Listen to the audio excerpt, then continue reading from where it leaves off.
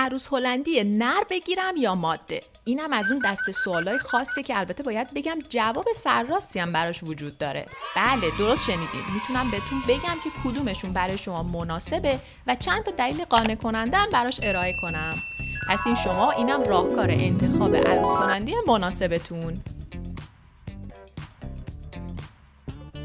اگه از من میپرسین که ملیکا زود باش بگو ببینم کدومشون خوشگل تره، باید بگم که اول از همه به این دقت کنید که طیف رنگی بدن و سر و صورت نر و ماده عروس هلندی با هم فرق میکنه. نرها از ماده ها رنگدونه های بیشتری تو پراشون دارن و برای همین اونی که همیشه به رنگ زرد و با لپ گلی میبینید برخلاف تصورتون نره.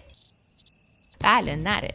به من ربطی نداره که حالا چرا لپش گلگلیه. اینو دیگه باید از مادر طبیعت بپرسین که همچین پسر کاکلزری و این حرفای تحویلمون داده. از اون طرف مادر طبیعت یه دختر نچرال هم تحویلتون میده که میشه طیف خاکستری و سفید عروس هلندی.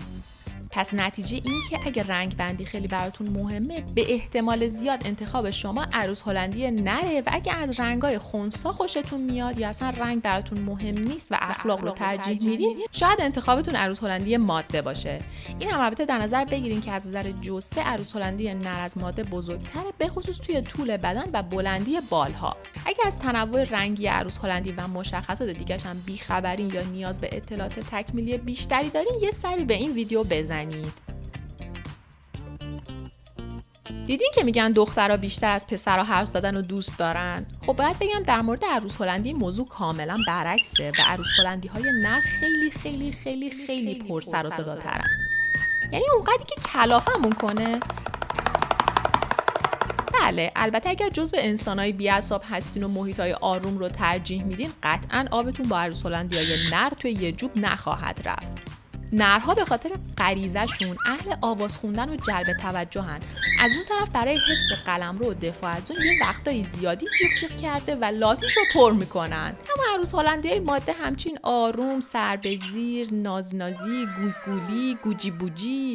و منظورم کلا اینه که خیلی صداشون در نمیاد، مگه اینکه کلافه شده باشن یا ترسیده باشن یا نخوان کسی نزدیک خودشون یا تخماشون بشه. اون تخما عزیزن. چی فکر کردین با خودتون؟ این وضعیت زشته، کثیفه، مستحق. جهنبندیش میشه این که اگه دوست دارین سوت زدن و آواز خوندن و تقلید صدا و کلمات زیادی یاد عروس هلندی بدین، برید سراغ نرها، چون حتی ژنتیکی هم ساختار تولید صداشون با ماده ها فرق داره و به همین دلیل تواناترن و اینو باید شاکر مادر و پدر طبیعت باشن.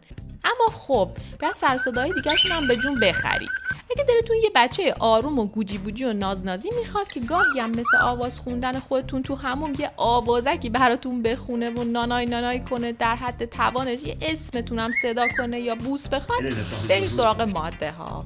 آموزش‌های مربوط به حرف زدن به عروس هلندی هم که تو ویدیوهای قبلیمون براتون کامل گفتیم. فقط کافیه که پلیلیست این توتی خونگی محبوب و یک کوچولو بالا پایین کنین.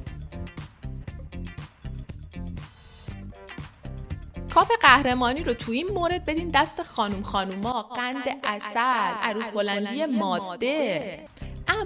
اما راستشو بخواین قضیه اینه که ماده ها سازگارترن.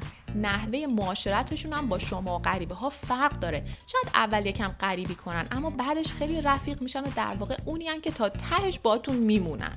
ماده ها نوازش طلبترن و از صاحبشون توجه لمسی زیادی میخوان.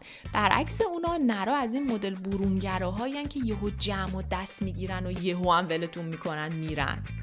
شوخی میکنم ولی واقعیت اینه که اونا نشون میدن که خیلی معاشرتی ان، ولی یه وقتایی لاتیش هم برای شما پر میکنن و خط خطیتون میکنن. توی برخورد با نرها حفظ حریم شخصیشون به شدت مهمه و اگه حوصلتون رو نداشته باشن نباید سمتشون برید. برای نوازش هم هر وقت خودشون بیان سمتتون و اونو ازتون طلب کنن باید نازشون کنید، وگرنه دم به دقیقه نمیتونید دست بکشین رو سرشون. البته یه پت پرسی میدونه که همه اینا تو هر فرنده‌ای فرق داره و به شخصیتش هم برمیگرده و خیلی چیزای دیگه و از اهمیت آموزش تربیت درست هم غافل نمیشین دیگه. از نظر پت پرسی‌ها کار نشد نداره، فقط کافیه بدونی که چطوری انجامش بدی. اینم بگم که عروس هلندیای نر بیشتر اهل بازیای پرتحرک و بازیگوشی و شیرینکاریان و عروس هلندی‌های ماده بیشتر اهل سرگرمی‌های چالشی مثل پازل و اینجور چیزان. در ضمن از تاثیر هورمونا تو رفتار عروس هلندی نر و ماده غافل نشین. نرها بعد از دوره بلوغ ممکنه زمانهای کلافگی داشته باشن و اگه بدون جفت بمونن بعدش هم رفتارهای قلمرو طلبی و پرخاشگری برای دفاع دارن. از اون طرف هم عروس هلندی‌های ماده موقع تخم‌گذاری کلافه‌ترن و بدنشون نیاز به مواد مغذی خیلی خیلی بیشتر و متفاوت‌تری داره که اگه تو تغذیه‌شون لحاظ نشه ممکنه اونها رو پرخاشگر یا ضعیف و بیحال کنه و رو به بیماری ببره.